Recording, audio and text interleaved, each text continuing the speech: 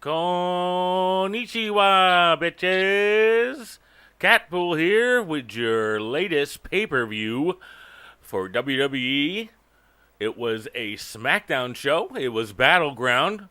And I will be going through the matches and the highlights from what happened last night, Sunday. And they were in Philadelphia. So let's get right into it. The pre-show started out with Aiden English opening the show, doing his singing gimmick, and the crowd was booing a lot, as you would expect. And the match is going to end up being against Ty Dillinger. And as soon as they mention Ty Dillinger's name, the crowd pops. Aiden English is eating up as many heel shots as he can. There was some great working by Dillinger. The crowd pops 10 at any chance they can get. So, which is pretty nice and good for him as a character. It might help him get up, push him a little bit harder. One of the highlights was Dillinger catching English in midair with a drop kick as he goes for the missile drop kick from the top rope. That was nice. Dillinger goes for the tiebreaker. English hits a front face buster DDT. We get a kick out there. English starts throwing his temper tantrum as part of his character, English wins with a heat wave, which used to be Darren Young's old move. And so he's using that now. Young still uses it in the Champions Match 3 game on Android. I don't know if anybody's tried that game yet. It's actually not bad. I play it every day. I'm not going to spend any money on it, though. They want you to spend money for all the good stuff, so you just have to deal with what you get on the daily bonus and do the best you can, and occasionally you get the stuff to, get your characters up. So let's get back to the pay-per-view here. All right, the show opens up with, Philly! Don't you dare be sour! With the New Day coming out. Philly, of course, popped. People are popped for them. And it's going to be versus the Usos. And let's see, so the New Day attacks right off the bat, which is pretty nice. In this match, they chose Kofi and Xavier to be as part of the team because they're doing the Freebirds rule with the 3 there, of course. And so it became a good spot fest, basically. Usos get the upper hand, towards the beginning with some dirty tactics. They take control for a little bit. This ref is horrible.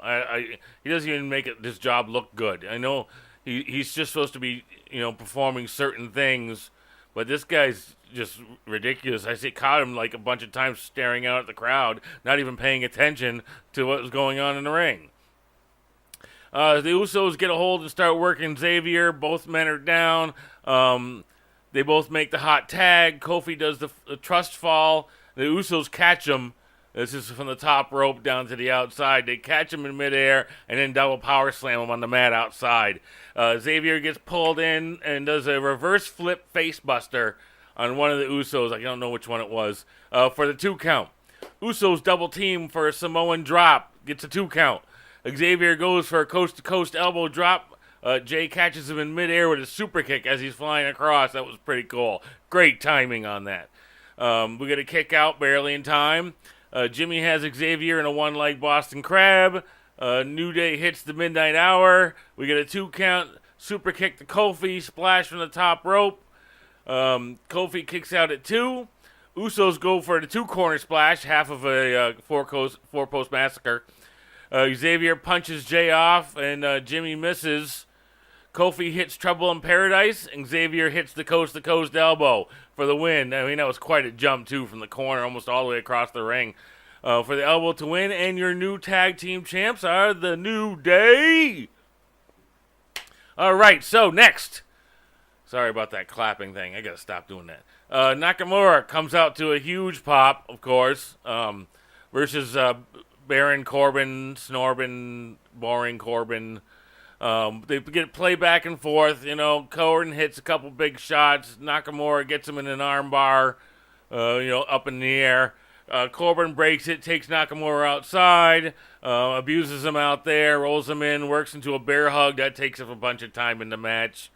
Corbin goes for a choke slam. Nakamura hits him on the way up. There's a little bit of a botch there. Nakamura hits the spin kick. Then he hits the yes kicks. Hits a jumping side kick. Gets Corbin to the corner. Works him over with his knees. places him across the corner, does a two-time on the lifting knee thing. Corbin slides out and around the corner, comes for a huge clothesline, turns Nakamura inside out. Corbin goes for a suplex, and Nakamura knees him in the head as he's up in the air. He gets Corbin down and starts working his head with the knee attacks, which is pretty cool. I like those. He goes for the Kinshasa, and Corbin misses it. Corbin hits him with the deep six, gets the 2 count. They go punch to punch. Nakamura hits him with a backstabber. Drop kick to Corbin's head, setting up for the Kinshasa. Corbin fakes a knockout as he's getting ready to do it, and then as Nakamura picks him up, Corbin gives him a low blow, a reverse low blow, and gets DQ'd.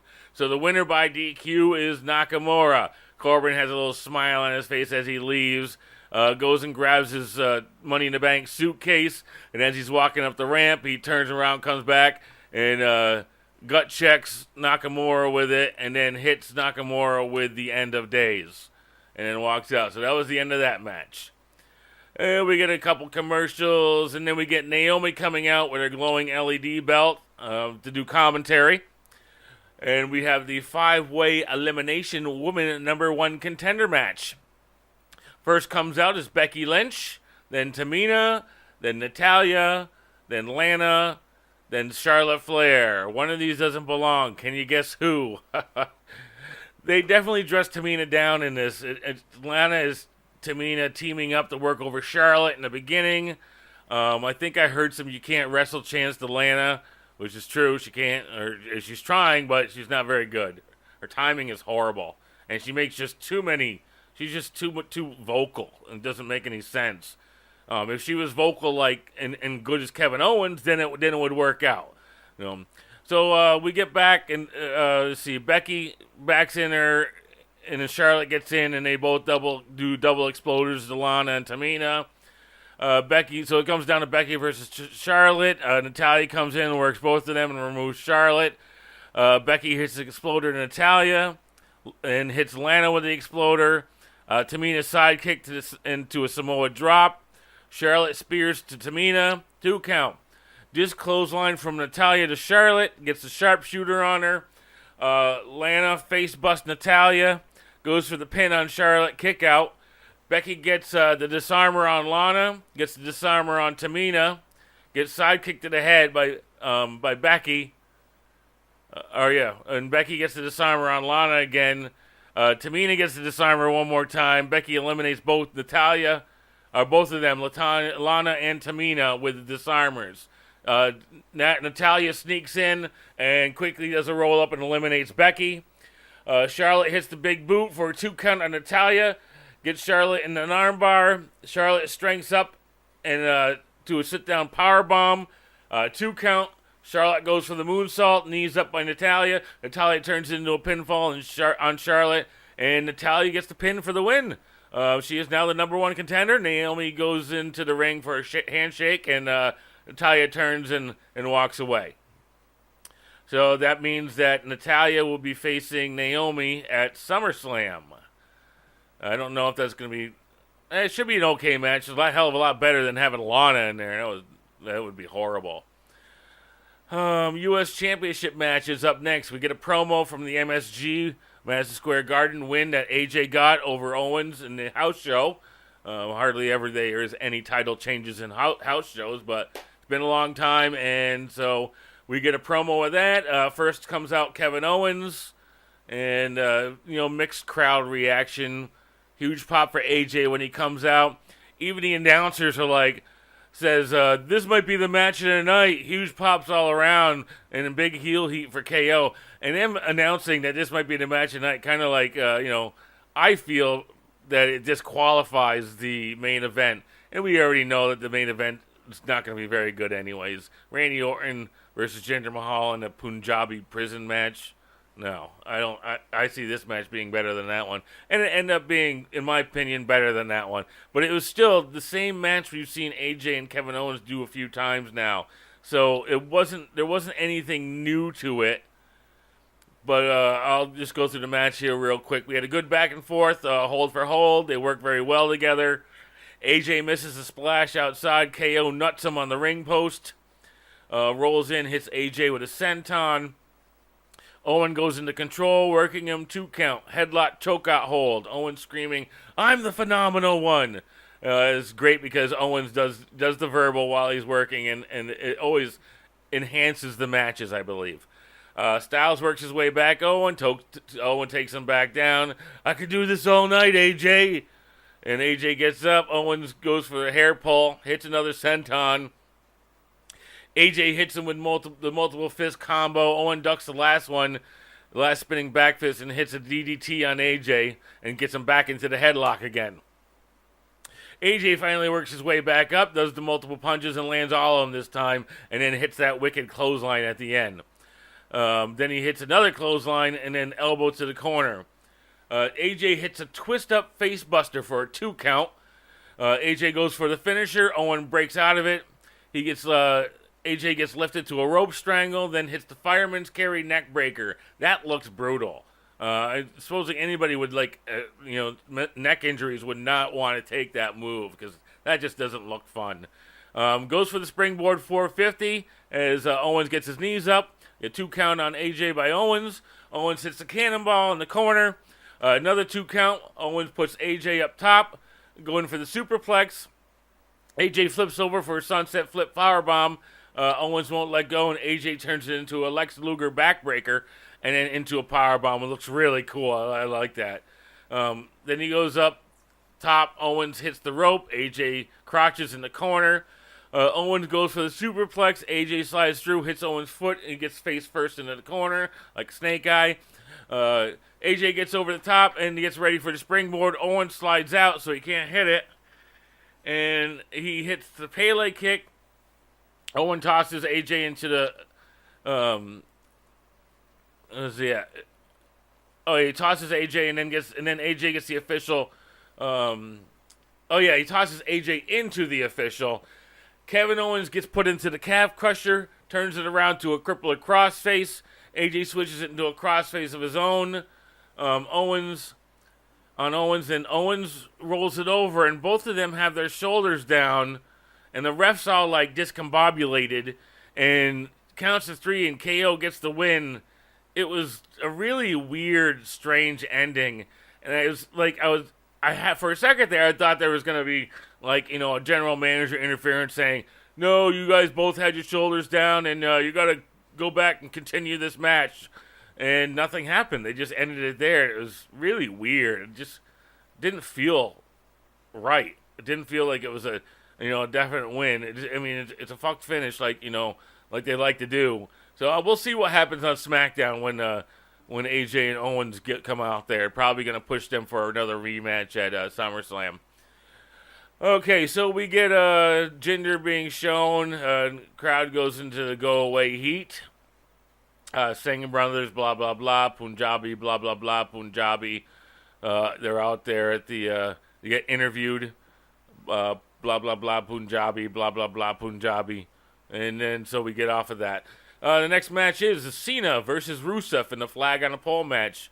A la Vince Russo, more pole match stuff. No count out, no DQ for this match. The crowd's pumped to sing the John Cena sucks part of his song. He comes out playing Uncle Sam, like he did on SmackDown last week when he did his little promo. This was a slow back and forth. Cena hits the first big move was Cena hitting the Bulldog off the top rope to Rusev. That was kind of cool looking. Cena goes for the flag. Rusev catches him, hits him with an electric chair. There's more slow back and forth. Cena goes for a famouser from the top rope, and Rusev turns it into a powerbomb. It was a little botchy, but it turned into a powerbomb. Rusev gets his flag first. Right after that, now he has to bring it to the top of the stage and plant it in the thing. As he's going across, Cena hits him with a drop kick. Cena hits the AA. Cena goes for his flag. Rusev goes for a powerbomb. Cena flips over and puts Rusev into the STF. Rusev's about to pass out. Cena gets the flag. Rusev hits jumping around kick to the face. Rusev gets to his flag and starts walking towards the ramp. Cena hits a double hammer, then whips Rusev into the stairs. Cena gets the flag, starts to work his way out of the ring. Halfway up the ramp, Rusev attacks Cena from behind, drags him to the stairs and slams him. Rusev gets the stairs and hits Cena with him. He goes back for his flag, boos are all allowed now. John grabs Rusev's leg. Cena fights back. Cena takes Rusev to the Titantron, bounces him off of it.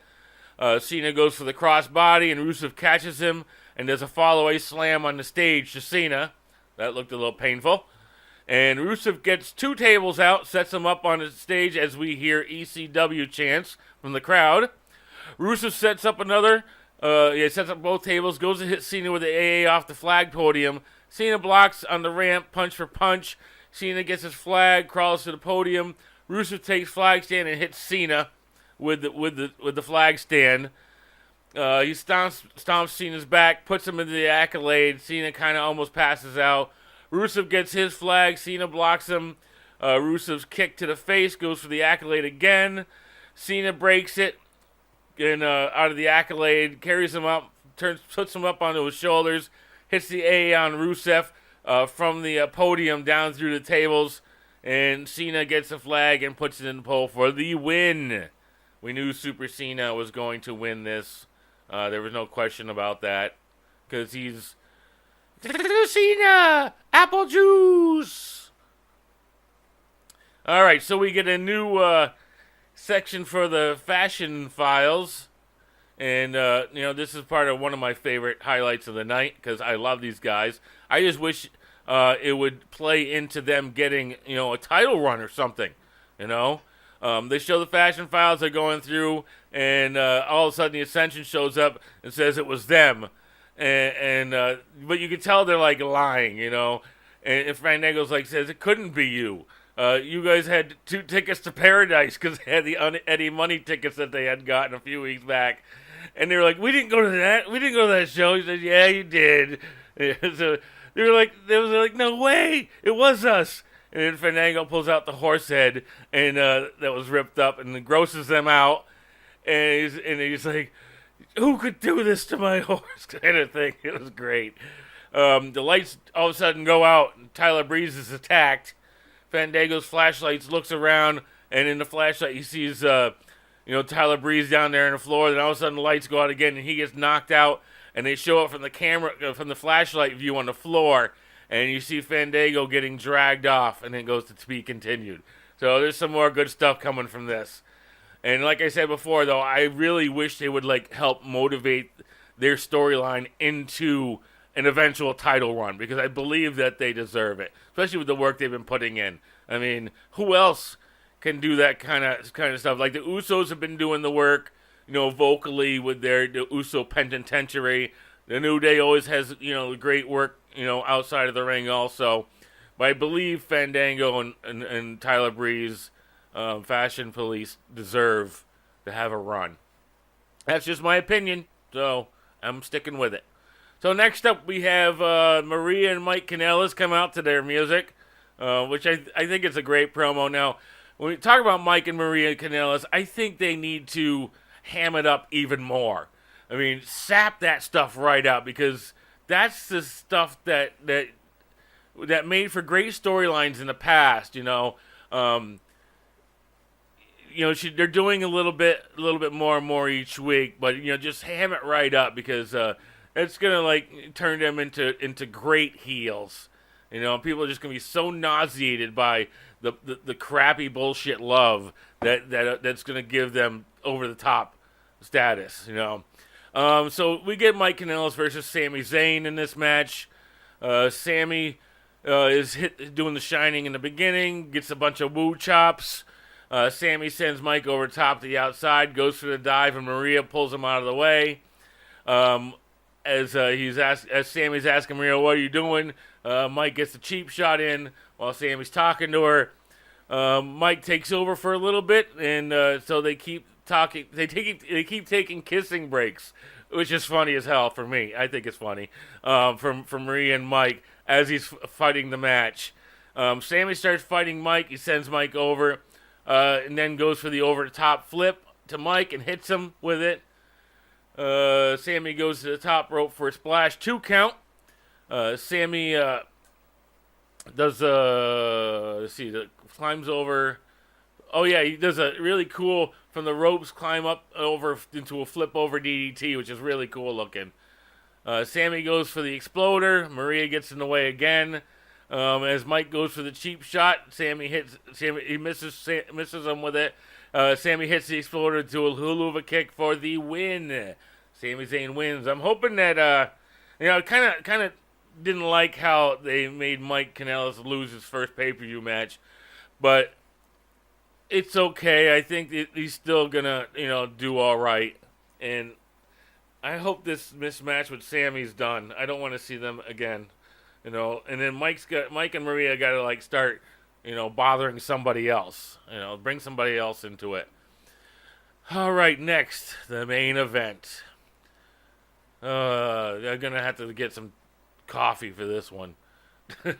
It was a snoozer. But anyway, all right, so it's Randy Orton versus Jinder Mahal in a Punjabi prison match, which is all that bamboo and crap, and the inside part has the 4 doors that can only be opened for 60 seconds, and then if you don't make it out, they get locked. So eventually you're going to have to climb over the top rope to get to the outside ring, or outside part of the match, prison thing, whatever. It's stupid. Back and forth is kind of boring. 2 of the doors get opened and locked. Jinder goes to climb. Randy crotches him on the top rope. There's a lot of boos. People are not impressed in this match. There was not a lot of crowd interaction with this. It goes on and goes on. And then all of a sudden, the Singh brothers show back up, who were banned from ringside, but since there's no DQ, they show up again, and they're small enough to squeeze into the ring, the prison match, and they drag Jinder from the inside ring to the outside, so Orton's locked inside and has to climb over to the outside, to get to the next section. Orton does climb out and over the outside, and so he goes from the inner ring to the outside ring part of the prison. Doesn't drop, goes all the way down and then back up. He just climbs right across in the air and fights a little with Jinder. And as they start going down, the Singhs get involved again. Orton destroys them again. And as I heard somebody say on Wrestling Soup last night, it seems like Orton's working a little stiff with them Singh brothers, which is okay. I mean, they deserve it, for interfering. Even the announcer was like, "Oh, he just took that one out," and the other announcer was like, "Yeah, he deserved it. He shouldn't be involved in this match." So we get back to the match here. Jinder starts grabbing pieces of prison and starts beating Randy with it, which, of course, eventually causes him to bleed in a few spots on those. Orton gets some kendo sticks from underneath the ring, beats the crap out of Jinder. Orton starts climbing. Another Singh climbs outside and chokes Orton. Orton gets free and punches him half a dozen times to send him down through the announcer table, which was a good spot. Crowd liked that. Jinder climbs next to Orton. They start battling it out down to the floor. Jinder beats Orton, goes for a kick to the face, and gets his leg caught in the prison. Randy hits his DDT. Vintage Orton, as Michael Cole would say. He's definitely bleeding from the whip marks from those pieces of the bamboo. Randy grabs a chair from under the ring, and one of the Singh brothers starts going for him. Randy wails him with the chair. He gut checks Jinder, slams the back of Jinder with the chair twice, gut checks him again, starts climbing up, and then Jinder's music hits, and all of a sudden, the Great Khali shows up. Yeah, I said it. The Great Khali, barely walking, goes down to the ring, climbs up on the outside, and chokes Randy with one hand as Jinder climbs up and out for the win. Yeah, so that was horrible. It was one of the worst pay-per-views I've seen. Even what they call so-called the match of the night with AJ and Kevin Owens was better than the Punjabi match, but still, it was mediocre. I would give this show 2 tacos out of 5. I won't want to give it 3. And I won't give it 1 because there was a few good spots in the match. But 2 tacos out of 5 is what it gets. And on that note, I will see you guys in a few weeks for the next pay-per-view, which I believe is SummerSlam, and that's a joint pay-per-view. So, couple shout-outs real quick. Go check out these guys' shows. Wrestling Soup. You can see Anthony Missionary Thomas and Joey Numbers. Watch that or listen to that show Thursday nights, 9:30 at WrestlingSoup.com. They're on Mixler and Spreaker. Also, go check out Wrestling Wregret on YouTube. Brian Zane, he's got some great reviews. WhatCulture Wrestling on YouTube as well. They do some great stuff over there, especially with King Ross and WTF moments for SmackDown and Raw. Also, check out Solomonster Sounds Off, which is Jason Solomonster's podcast, which is every Sunday. And he does some stuff after the pay-per-views as well. And then the Don, Tony, Kevin Castle show on Monday nights after Raw. On that note, I will see you guys. Oh, yeah, don't forget Wrestling National Committee also with Johnny Florida. You can find them on Mixler as well. I am not sure if he's got a website yet, but they're a great show also, and they're on all the time. So check it out, Wrestling National Committee with Johnny Florida and Dave and a couple other guys. All right, this is Catpool saying I love you, and I will see you next time. Bye!